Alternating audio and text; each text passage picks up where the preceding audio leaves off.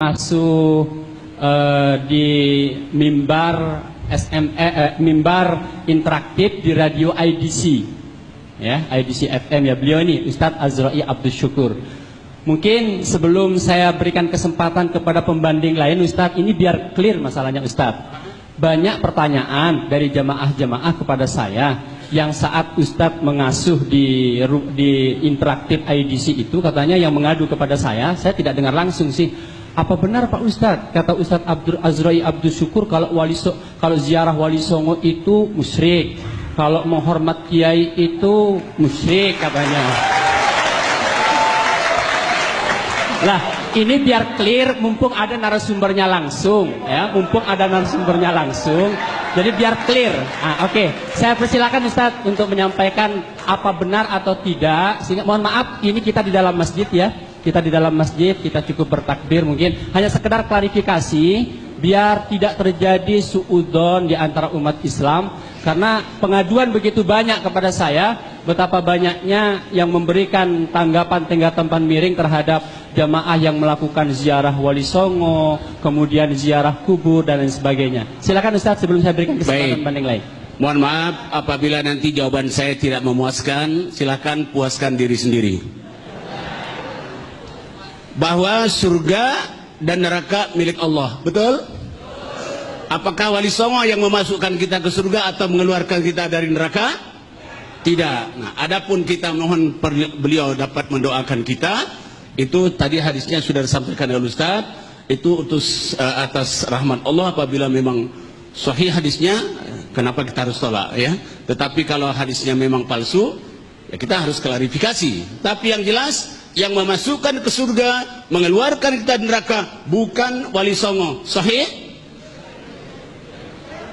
Tapi Allah, itu juga rahmatnya, bukan amal kita. Rasul bersabda, bukanlah seorang itu masuk surga karena amalnya, tetapi karena rahmat Allah. Bagaimana engkau ya Rasulullah? Iya, walaupun saya, tapi rahmat Allah. Meragukan? Kalau meragukan silakan cari keyakinan sendiri. Mohon maaf atas jawaban saya.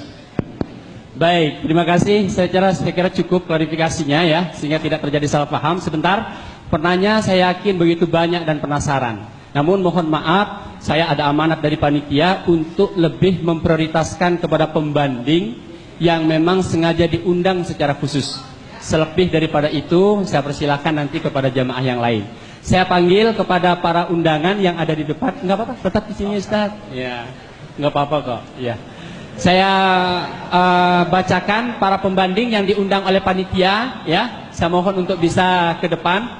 Yang mewakili dari MUI Kota Balikpapan, kemudian dari Pondok Pesantren Subulis Salam, dari Pondok Pesantren Syekhona Khalil, dari Pondok Pesantren Arsyad Al-Banjari, dari Pondok Pesantren Ibnul Qayyim 5 km 5, dari pengurus cabang Nahdlatul Ulama, kemudian yang mewakili dari Hizbut Tahrir Indonesia, yang mewakili dari Sekolah Tinggi Agama Islam Ibnu Khaldun, kemudian Ustadz Sauki, kemudian jamaah tabligh, pimpinan majelis dzikir dan tahlil, serta yang mewakili dari Hidayatullah. Kepada beliau-beliau yang sengaja diundang oleh panitia untuk menjadi pembanding, saya harap untuk bisa naik ke depan untuk memberikan tanggapannya. Selebihnya akan kami berikan kesempatan kepada para jamaah yang lainnya.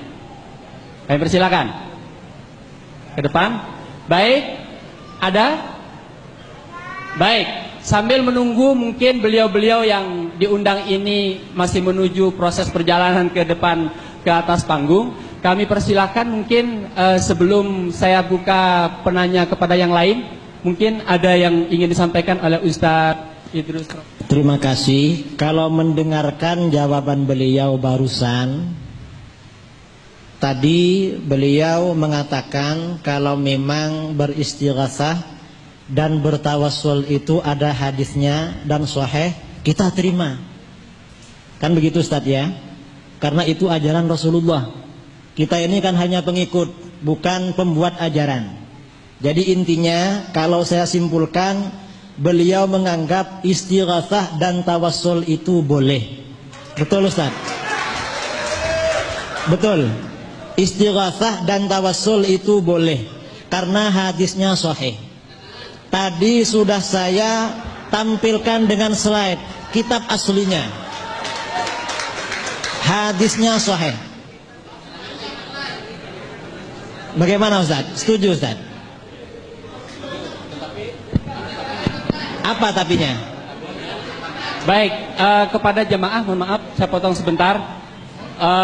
Karena kita berada di dalam masjid, mohon ini bukan lapangan sepak bola. Ya, mohon untuk ditahan, untuk tidak tepuk tangan, biar ada bedanya antara ustadz dengan pemain sepak bola. Baik, terima kasih. Silakan dilanjutkan Ustadz. Jadi katanya beliau, kalau memang ajaran istighatsah dan tawassul itu ajaran Rasulullah, para sahabat dan ahli hadis, kita ikuti. Cuman katanya beliau ada tapinya. Padahal tadi hadisnya saya kira semuanya sudah melihat ya. Hadisnya sahih. Itu kitab aslinya. Yang saya tampilkan kitab aslinya. Kemudian yang kedua, ketika beliau diklarifikasi oleh saudara moderator, orang yang ziarah Wali Songo, beliau katanya mengatakan musyrik. Ternyata barusan beliau tidak menjawab. Jawabannya mungkin beliau masih berpikir atau mencari dalil yang kuat. Kalau memang masih mencari dalil yang kuat, berarti beliau kemarin mengatakan musyrik, itu berarti berfatwa tanpa dalil. Entah bagaimana, saya kira beliau lebih tahu tentang maksud beliau. Silahkan Ustaz. Baik. Yang saya maksud tadi, apakah surga milik Wali Songo atau bukan? Sudah dijawab, bukan, itu milik Allah. Yang mengeluarkan dan memasukkan kita dari surga atau neraka juga Allah. Memasukkan kita rahmatnya Allah Subhanahu wa taala. Jadi bukan milik Wali Songo. Kalau kita meminta, mendoakan kepada beliau, kalau memang ada hadisnya bahwa orang, kalau Nabi kan ada tadi, kalau Wali Songo itu ada hadisnya, boleh kita turut. Tetapi seperti Rasulullah tadi disuruh memanggil nama beliau, ada hadisnya. Kan gitu. Jadi saya menjawab, selama itu ada hadisnya, Al-Quran dan hadisnya sahih, tidak musyrik. Tetapi kalau ada hadisnya, tidak ada hadisnya, saya kembalikan kepada Allah. Saya tidak boleh menuduh dengan lisan saya saudara saya sebagai kafir dan musyrik. Oke, sebentar. Mungkin ada pertanyaan yang penasaran Ustadz, mewakili dari teman-teman. Apakah orang yang ziarah Wali Songo, ziarah kepada makam-makam para wali itu dihukumi syirik atau tidak? Ziarah, Rasulullah telah bersabda, kuntu nahaitukum an ziyaratil qabri. Saya pernah melarang kalian berziarah kepada kubur. Ala fazuruha fa innaha tadhkiratul lil maut. Sekarang boleh kamu ziarah, karena ziarah itu adalah mengingatkan kita kepada mati. Jadi boleh. Oke, saya rasa sudah cukup apa yang disampaikan oleh Ustadz Azra'i Abdul Syukur. Mudah-mudahan apa yang beliau sampaikan hari ini begitu juga disampaikan ketika acara-acara siaran dimanapun. Saya khawatir ketika di sini beliau bisa memberikan penjelasan seperti itu, tapi ketika di forum-forum lain kemudian memberikan penjelasan lain, jangan sampai ada dusta di antara kita. Baik, silakan Ustadz Idris. Jangan sampai ada dusta di antara kita. Selama kita bersaudara ukhuwah Islamiyah, insyaallah jujur adalah pakaian kita. Alhamdulillah. Baik, terima kasih Ustadz Idris, silakan. Saya ingin menambahkan masalah ziarah kubur. Ada perbedaan antara mayoritas umat Islam dengan Wahabi. Jadi maksud perbedaan ini bukan dengan Ustadz Azra'i, karena beliau tadi bukan Wahabi. Berarti mulai tadi saya tidak menyinggung beliau gitu Ustadz ya, karena bukan Wahabi katanya.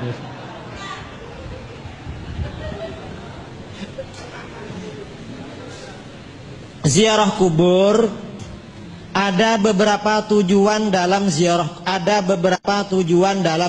kubur. Yang pertama, orang berziarah kubur karena untuk mendoakan yang ada di makam itu. Ini menurut kita boleh, menurut orang Wahabi boleh. Mendoakan orang yang ada di makam boleh. Yang kedua, ada ziarah kubur karena untuk memenuhi hak kita kepada yang ada di kubur. Misalnya yang kita ziarahi itu orang tua kita atau guru kita. Ini menurut kita boleh. Menurut Wahabi, wallahu a'lam, boleh apa enggak? Ada orang ziarah kubur tujuannya untuk bertabarruk atau bertawassul dengan orang yang ada di kubur itu. Menurut kita boleh, menurut Wahabi syirik. Ini yang berbeda. Jadi perlu dirinci. Tadi itu yang beliau katakan boleh ziarah kubur, itu ziarah kubur tujuan yang terakhir. Ada orang ziarah kubur tujuannya untuk lil i'tibar, mengambil pelajaran dari kematian. Wahabi mengatakan boleh, kita juga boleh. Dan ini kuburan siapa saja bebas. Untuk yang ketiga, apakah kuburannya orang kafir, kuburannya sapi, kuburannya Cina atau siapa? Kalau tujuannya agar kita ingat mati, bebas katanya para ulama. Karena yang penting kita ingat. Tetapi kalau tujuan yang pertama kita ziarah kubur untuk mendoakan orang yang ada di kubur, orang kafir tidak boleh, harus muslim. Yang kedua, ketiga juga begitu, harus muslim. Jadi yang beliau sampaikan tadi, yang boleh itu ziarah kubur dengan tujuan untuk mengambil pelajaran dari kematian. Mungkin kalau para jamaah atau moderator ingin klarifikasi kepada beliau, orang ziarah kubur tujuannya untuk bertabarruk, ya, bertabarruk atau untuk bertawassul, beristighatsah orang yang ada di makam itu. Kira-kira bagaimana menurut beliau? Kalau menurut Ahlus Sunnah wal Jamaah, jumhurul muslimin, mayoritas umat Islam sejak masanya para sahabat sampai sekarang boleh. Menurut Wahabi tidak boleh.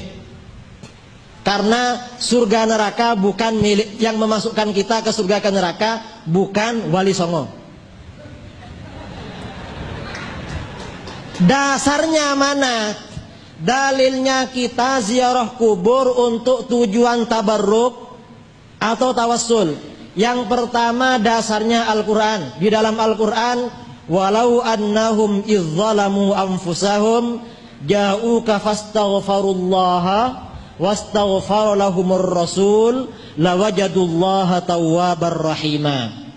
Seandainya apabila orang-orang beriman itu ketika mereka melakukan kezaliman terhadap dirinya sendiri, lalu mereka datang kepadamu Muhammad, lalu mereka beristighfar kepada Allah dan Rasul telah memintakan istighfar pada mereka, maka mereka akan menemukan Allah Maha Penerima Taubat, Allah juga Maha Penyayang.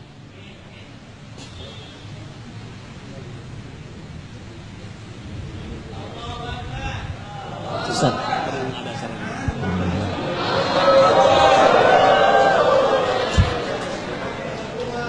Ya, mudah-mudahan beliau diberi keselamatan dan hidayah begitu ya selama kita. Allahumma amin. Jadi tujuannya tabarruk atau istighatsah. Kata para ulama di dalam ayat ini, orang yang berdoa kepada Allah memohon ampun diperintahkan oleh Al-Quran berdoa di samping makam Rasulullah. Apa tujuannya berdoa di samping makam Rasulullah? Tentunya tujuannya bertabarruk dengan Rasulullah yang ada di makam itu. Lalu bagaimana dengan orang-orang soleh yang bukan Rasulullah? Orang-orang soleh yang bukan Rasulullah dikiaskan dengan Rasulullah karena kesolehan mereka. Biasanya orang-orang Wahabi itu tidak mau pakai dalil kias. Tapi kalau membid'ahkan orang pakai kias semua. Kalau untuk kebaikan tidak pakai kias, kalau membid'ahkan pakai kias. Jadi kias itu dipakai separuh-separuh. Kalau kita ini tidak pakai dalil kias, Al-Quran tidak